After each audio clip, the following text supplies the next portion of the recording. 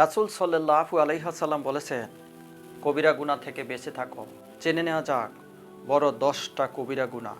কবিরা গুনাহ কাকে বলে এবং কবিরা গুনাহ কি? মূলত কবিরা গুনাহ বলা হয় ওইসব বড় বড় পাপ কর্মকে যেগুলোতে কোনো বিষয় পাওয়া যায়।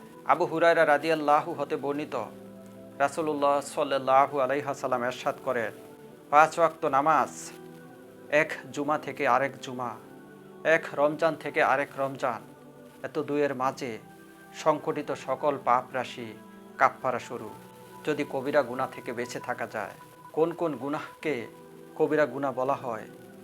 নাম্বার 1, আল্লাহর সাথে শিরক করা। নাম্বার 2, নামাজ ত্যাগ করা।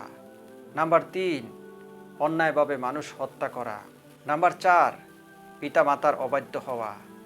নাম্বার 5, পিতা মাতাকে অভিশপ্ত করা। নাম্বার 6, জাদু করা। নাম্বার 7, এতিমের সম্পদ আত্মসাৎ করা।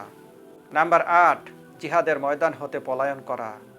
নাম্বার 9, সতী সাধবী উদাসীনা মমিন নারীর বিরুদ্ধে মিথ্যা অপবাদ দেওয়া। নাম্বার 10, কোনো কারণ ছাড়া রোজা না রাখা। প্রিয় সম্মানিত দিনী ভাই ও বোনেরা, দিন প্রচারের স্বার্থে দাওয়াতি কাজ মনে করে ভিডিওটি শেয়ার করে অন্য ভাই ও বোনদেরকে দেখার সুযোগ করে দিন, তারাও যাতে হাদিসটির উপর আমল করতে পারে।